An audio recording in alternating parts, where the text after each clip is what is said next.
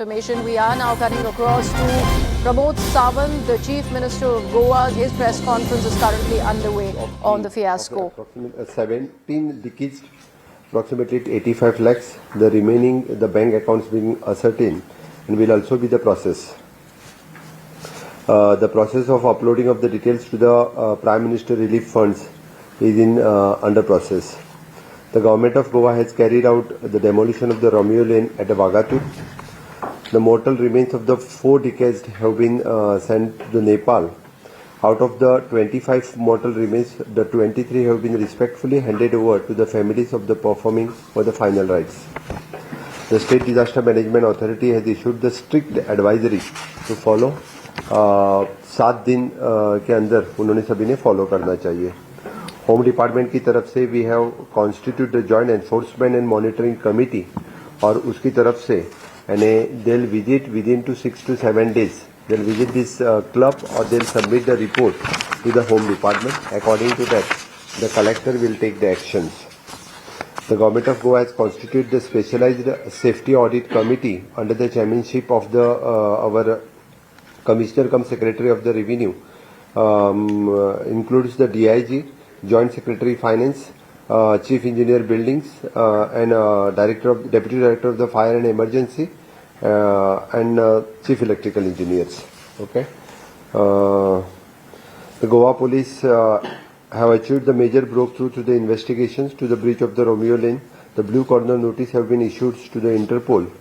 Goa police ने 6 लोगों को ऑलरेडी अरेस्ट कर चुके हैं, और बाकी भी लोग जो हैं उनको डेफिनेटली 100% हम अरेस्ट करेंगे.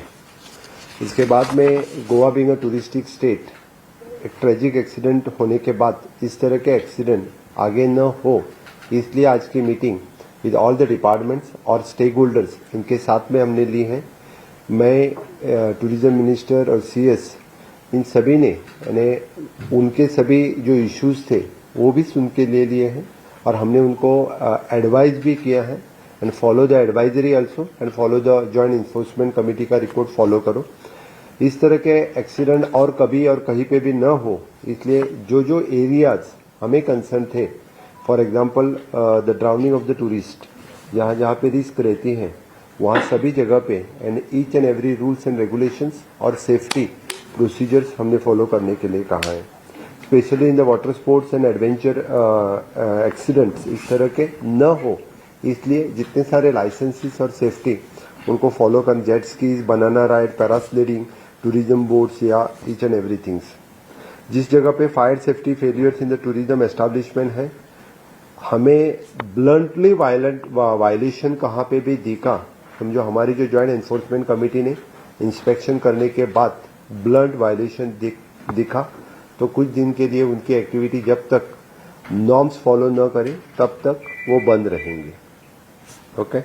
Second, even though there is an assault fights between the tourist and the establishment, इनके बीच में भी न हो, इसलिए जहाँ पे वो टाउट्स हो, बाउंसर हो, इस तरह के जो कोई हैं, the government will take the strict action. इसलिए हमने, चाहे वो TTAG, CCA, सभी जितने सारे tourism stakeholder, shack owners association, hoteliers, इनको सबके लिए हमने स्ट्रिक्टली कहा है कि लॉ एंड ऑर्डर मेंटेन करो.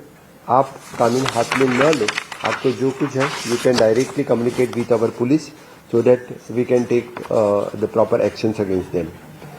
Road accidents involving the tourist, ढेर सारे टूरिस्ट जो रेंट कार, रेंट बाइक या लेके ढेर सारे एक्सीडेंट्स जो गोवा में होते हैं, मेनली द पेडेस्ट्रियन, कभी कभी उनकी डेथ हो जाती है.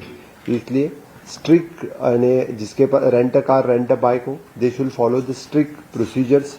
जो कोई वायलेशन करता है उनकी लाइसेंस डायरेक्टली कैंसिल हो जाएगी.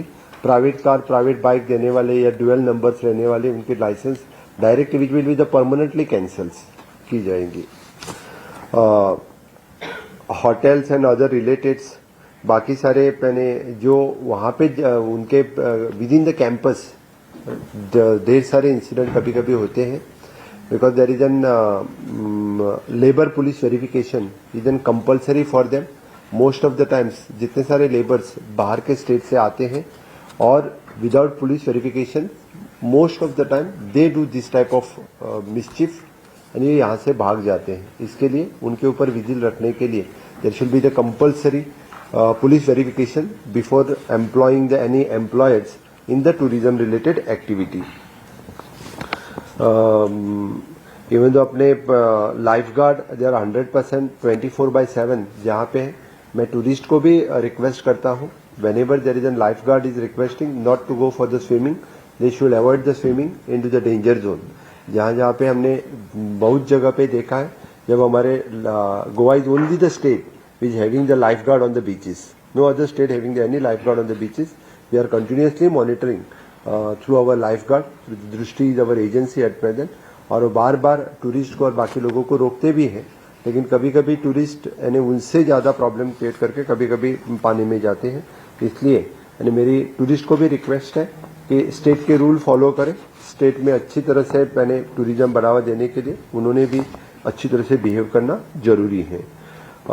लीकर ट्रेड लाइसेंस, टाइमिंग के बाहर जो लीकर सेल करता है, जिसके पास जितने बजे तक की टाइमिंग है तब तक ही वो लीकर सेल करे.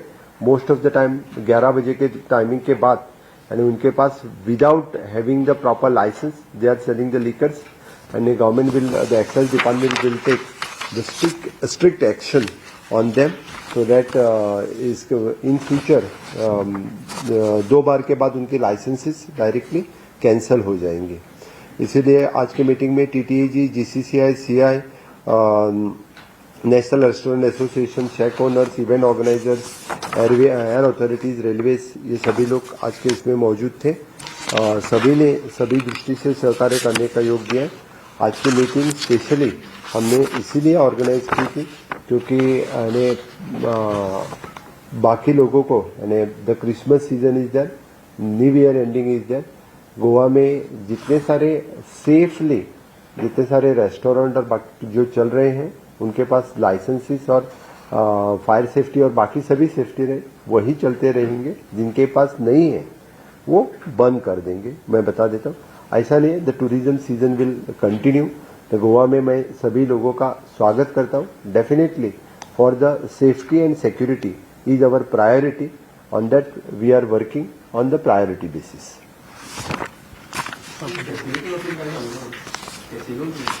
कॅसिनोच्या बाबतीत 100% सेफ्टी आणि सिक्युरिटी त्यांना घेवपाक लायल्या आणि ताच्याकडे परतूय आमचे फायर डिपार्टमेंट वचून इन्स्पेक्शन करतले. परतूय बी ऑलरेडी त्यांच्याकडे फायर लायसन्सीस आसा.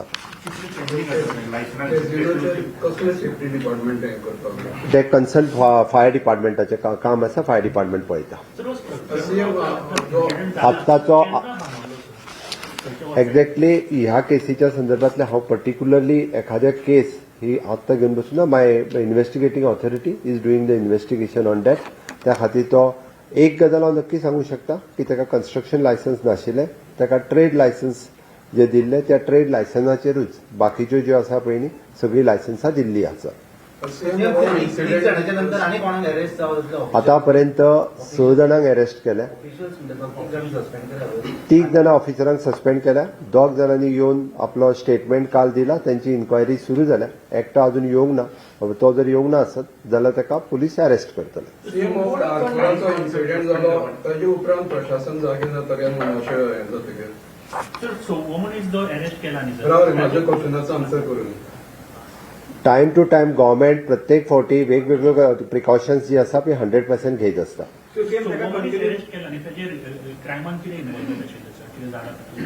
It is a part of investigation. Police करीत आसा. कंप्लेंट घातलेली तेन्ना लोकल पोलीस स्टेशन आसले तेन्ना त्याच्याकडे डॉक्युमेंट्स मागलेले, पण त्यांना एक गव्हर्नमेंटाचो एक IPS टॉप ऑफिसर त्याने FIR की त्याच्या घालपाची न्ही म्हणून त्याचे प्रेशरायज केलं म्हणून अशा पद्धतीचो इन्सिडन्स आतापर्यंत तरी माझ्या नजरेक येवंक ना.